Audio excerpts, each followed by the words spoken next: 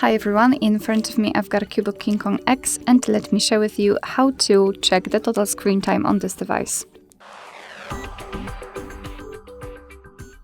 So let's start with opening the settings, and here in this general list we have to scroll down to the very bottom to find digital well-being and parental controls. Let's tap on it.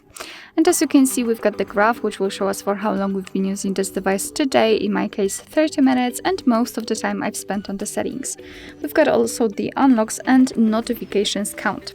So in order to check some further details, we can tap inside this graph and we will be transferred to this dashboard where we can check how much time we are spending on the screen in particular days of the week, and under it we've got the apps listed, and the other option is to tap directly on the app, so for example settings or phone, and again we've got the dashboard, but this time it is tightly connected with this specific app.